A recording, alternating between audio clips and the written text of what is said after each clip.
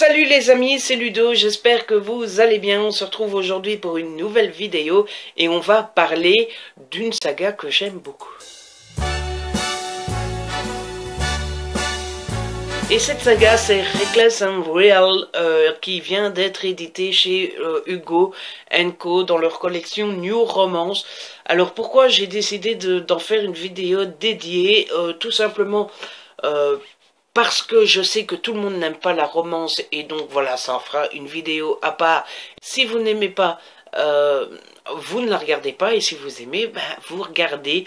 Et puis aussi et surtout parce que je les ai lus l'un après l'autre, que c'est encore assez frais dans ma tête, et donc voilà, je me suis dit c'est l'occasion ou jamais d'en faire une vidéo dédiée, et puis aussi parce que j'ai aimé. Sinon, commençons donc par le premier tome qui est Something Dangerous, et qui est tout bleu, voilà.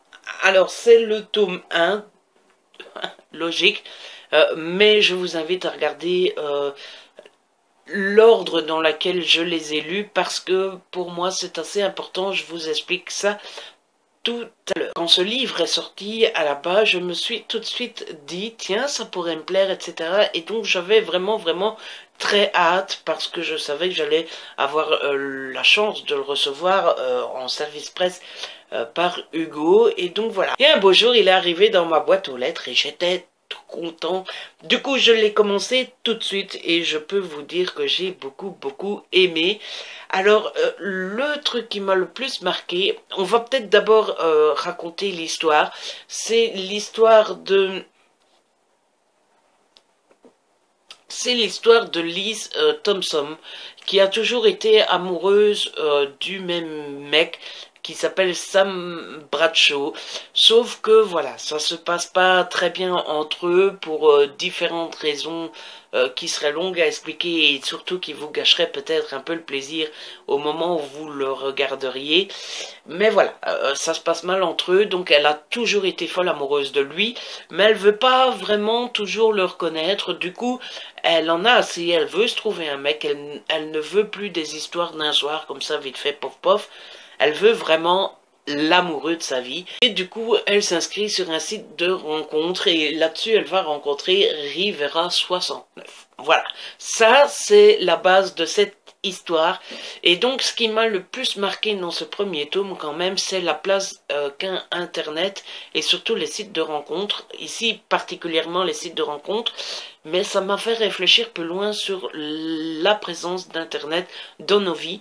Je ne sais pas vous, et je pense que chacun a le droit de penser comme il veut, mais moi je trouve le principe des sites de rencontres mais d'une imbécilité incroyable. Je pense, moi, sérieusement, que pour tomber amoureuse, c'est dans la vraie vie. Et Internet, c'est n'importe quoi. Des gens, on ne sait pas si c'est vrai, si la personne est vraie, etc.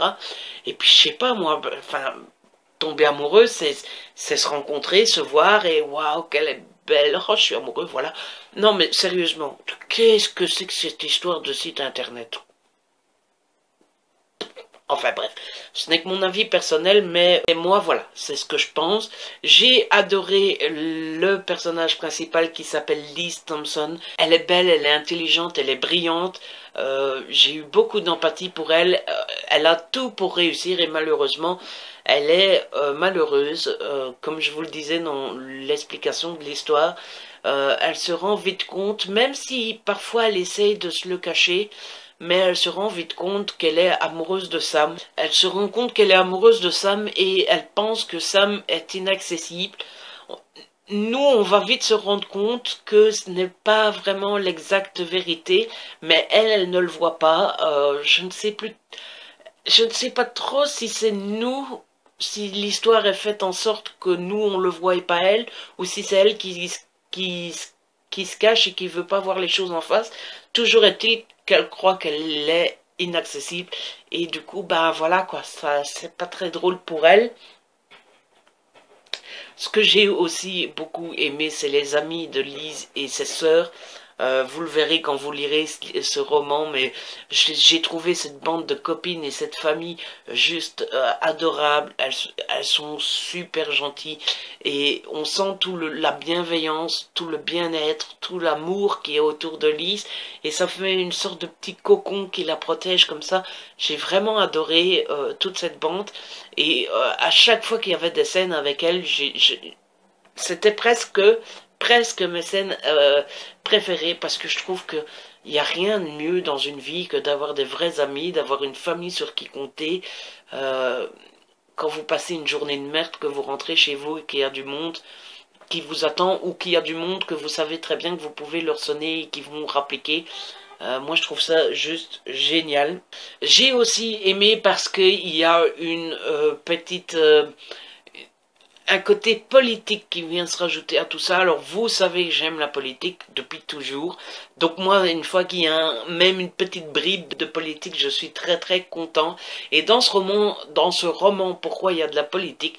Tout simplement parce que le père de Sam, le père Bradshaw, veut devenir gouverneur. Et que les meilleurs amis de la famille Bradshaw sont la famille Guy. Et la patriarche de la famille Guy est la gouverneure en poste. Voilà. Ça a l'air de rien, ce petit côté politique, mais c'est quand même le côté qui va apporter toute la misère dans l'histoire, qui va apporter tout le côté négatif de l'histoire. Et c'est aussi, je vous en reparlerai dans le tome 2, mais c'est aussi ce qui va beaucoup, beaucoup jouer en défaveur du couple Lise Sam. Et donc voilà, j'ai trouvé ça très chouette. Moins pour les personnages forcément, mais moi j'ai beaucoup aimé ça. Et je vous parlerai du reste dans le deuxième tome. Le style évidemment est efficace, il est super addictif, rien de neuf pour ce genre de roman finalement, mais c'est toujours appréciable je trouve. Et puis spécificité Hugo, il y a ça dans d'autres romances aussi évidemment, mais il y en a à chaque fois chez Hugo, c'est ce fameux dispositif d'alternance des points de vue. Je vous emmerde à chaque fois avec ça, mais moi j'adore. Et puis juste la fin, mon Dieu, la fin de ce tome, incroyable, elle est très réussie, elle vous donne envie de se jeter sur la suite. C'est un moment assez triste, on est avec Lise qui apprend quelque chose, qui la laisse comme ça, et nous on a juste envie d'être là, de l'aider, de courir pour l'aider, etc. Et on est là, ben non, c'est un livre, on peut pas rentrer dans le livre, donc on est là, mais non Lise, ne t'en fais pas, ça va s'arranger, etc. Et voilà comment se termine. Du coup, je me suis vite plongé dans le tome 2 qui s'appelle Something Real, toujours de Lexi Ryan et toujours dans la collection New Romance. Et donc je me suis jeté sur ce tome-là. Heureusement que je l'avais déjà reçu quand j'ai commencé le tome 1 parce que j'aurais eu beaucoup de mal d'attendre. Alors dans ce roman, on se retrouve vraiment tout de suite à la fin du tome 1. Donc on est toujours avec Lise, on est toujours dans cette situation pas facile. Et là Lise est là pour un bond de 5 mois dans le futur. Donc voilà, et j'ai adoré ce bond de 5 mois parce que j'ai trouvé que ça a permis de rabattre complètement les cartes, de chambouler complètement le récit. Et en plus c'était très réussi, donc je m'attendais pas du tout à ce bond de 5 mois dans le futur, mais j'ai été agréablement surpris et surtout j'ai trouvé que ça faisait vraiment bien avancer le schmilblick, et donc j'étais là, oui, c'est un peu comme si vous connaissez toute une histoire qui est très bien mais qui roule sur sa routine un petit peu, et puis là tout d'un coup, paf, on oublie tout, on recommence avec les mêmes, plus ou moins la même situation, mais en même temps tout a changé, et ça j'ai trouvé ça génial. Ce qui est le plus marquant dans ce tome quand même, c'est l'arrivée de Sabrina, qui est une sale garce. Alors je sais que ça ne se dit pas, mais c'est la réalité. C'est vraiment la grosse garce, c'est celle qui peut vous empoisonner la vie, et qui dans la réalité il faut fuir absolument de toute urgence, parce que c'est vraiment une qui peut vous les briser plus vite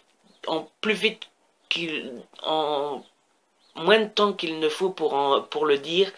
Et elle a, c'est vraiment la garce manipulatrice. Elle était parfaite dans le rôle. Elle a apporté vraiment ce côté sombre ce côté, ça a presque apporté une petite chape de plomb sur cette petite histoire qui au début est toute sympathique finalement. Mais avec son arrivée, on sent vraiment une chape de plomb tomber. On sent, alors que le tome 1, tout n'est pas drôle, mais dans le tome 1, on sent que c'est assez clair, on voit l'espoir, on se dit plusieurs fois, oui, ils vont finir ensemble, etc. Ici, dans ce tome-ci, c'est beaucoup plus sombre, on arrive parfois à se dire, et si finalement ça tournait mal, etc. Donc franchement, je trouve que le personnage de Sabrina a vraiment apporté quelque chose de génial dans ce tome. La politique est toujours aussi présente, même plus. Et c'est pas bien pour nos héros non plus, parce que Sabrina, je vous l'ai peut-être pas dit, mais c'est la fille du gouverneur Guy, donc elle est en politique aussi.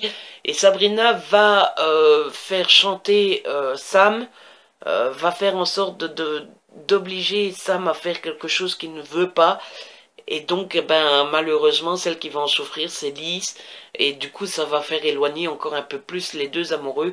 Et ça va encore éloigner le fait qu'ils vont se retrouver, le fait qu'on soit sûr qu'ils vont se retrouver ensemble, etc. J'ai vraiment beaucoup aimé ce côté mystérieux, ce côté comment ça va finir, etc. Parce que finalement, dans les romances, il y a toujours ce petit côté théâtral du « Oh mon Dieu, il se passe ça !» Mais souvent, on se dit « Oui, ça va !» Ici, je sais pas pourquoi, j'ai vraiment été pris dedans. Peut-être que c'est parce que c'est la politique et que c'est un truc qui me botte bien. Je ne sais pas vraiment vous l'expliquer, mais en tout cas, ça a beaucoup fonctionné. La seule petite critique sur ce tome, je trouve, c'est que la fin, le dénouement arrive peut-être un petit peu rapidement. Elle est bien, hein, elle est bien faite, etc. Mais je trouve que le développement sur les tomes 1 et 2, j'allais dire est assez long, non, n'est pas long, mais on prend son temps, et le dénouement qui est réussi, je trouve qu'il arrive un peu rapidement par rapport au développement de toute l'histoire. Je me demande s'il n'y avait pas place pour un troisième tome, un vrai tome 3. Après tout, il y a d'autres trilogies qui l'ont déjà faite. Après, peut-être que 3 aurait été trop et que c'est moi qui est gourmand. Mais j'ai trouvé que ça... Voilà, j'ai trouvé que le dénouement arrivait bien vite par rapport à tout le développement de la saga, mais c'est très réussi quand même. Et c'est juste pour trouver le petit point négatif à cette histoire. Et donc voilà. Quand je suis arrivé à la fin, j'ai refermé le livre, j'avais le sourire aux lèvres, et je crois que finalement c'est tout ce qu'on attend de ce genre d'histoire, c'est tout ce qu'on attend de la romance, c'est d'avoir une petite histoire bien sympathique qui ne se passe pas non plus comme sur un tapis roulant, ça ne se dit pas, mais on s'en fout, où il y a des vagues, où parfois on se dit merde, qu'est-ce qui va se passer, est-ce qu'ils vont vraiment finir ensemble, etc. J'ai vraiment beaucoup aimé ce tome 2, et même peut-être un peu plus. Et puis finalement, en dernier, j'ai lu Something Wild, toujours de Lexi Ryan, toujours chez Hugo New Romance, et ici c'est le tome 0.5, donc c'est le préquel, ça se passe avant le tome 1. Et c'est pourquoi tantôt je vous disais de faire gaffe dans quel sens je les ai lus, parce que je vous conseille de les lire dans le même sens que moi. Je m'explique. Dans ce tome 1, dans ce tome 0.5, on retrouve des scènes qu'en fait on a déjà dont on a déjà beaucoup entendu parler dans les tomes 1 et 2. C'est-à-dire que quand vous lisez les tomes 1 et 2, on vous parle du passé de Lise, pardon, avec Sam, etc. On vous parle de beaucoup de scènes, mais on les effleure seulement, on en parle vite fait comme ça, etc. Le fait de ne pas avoir connu ces scènes ne vous empêche pas de comprendre l'histoire. C'est juste qu'à chaque fois ils sont effleurés, à chaque fois on en parle mais sans en dire plus, etc. Parce que ces scènes-là, vous allez les retrouver dans ce tome-ci. Et moi je vous conseille de terminer par ce tome-là, parce que ça vous donne encore un plaisir supplémentaire d'enfin découvrir, d'enfin vivre les scènes dont on entend parler depuis deux tomes. Voilà, c'est ce que je voulais vous... Je ne sais pas si je suis très clair.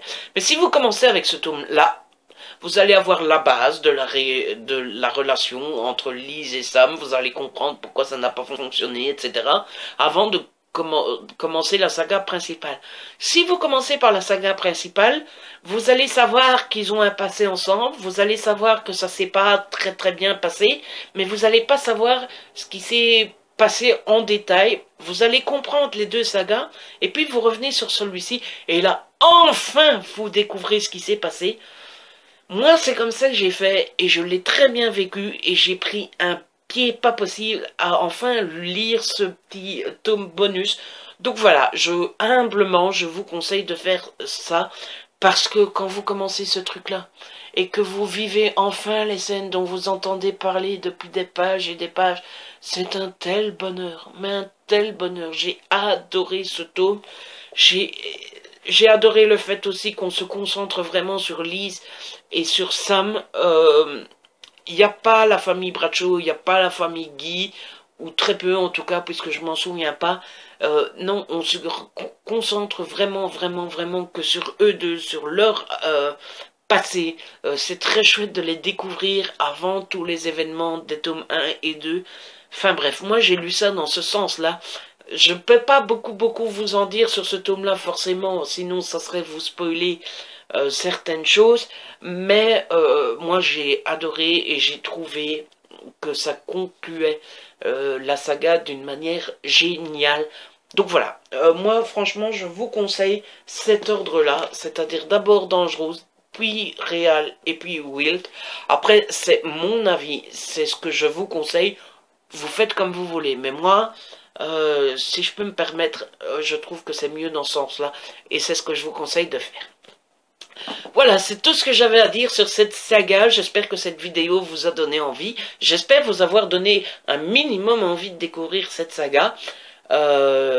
Qui, moi, m'a fait passer franchement de très très bons moments. Si cette vidéo vous a plu, n'hésitez pas à la liker, c'est important en ce moment, à la partager, laisser des commentaires pour me dire si vous avez lu cette saga ou pas, et si pas, si ça vous donne envie de la découvrir. N'hésitez pas à vous abonner aussi, c'est gratuit et ça fait toujours plaisir. On se retrouve très vite pour une nouvelle vidéo, ça sera lundi et ça sera un book haul. D'ici là, prenez soin de vous et de ceux que vous aimez. Ciao. Un beau jour. Un beau jour. Nanana, nanana, nanana, nanana, nanana.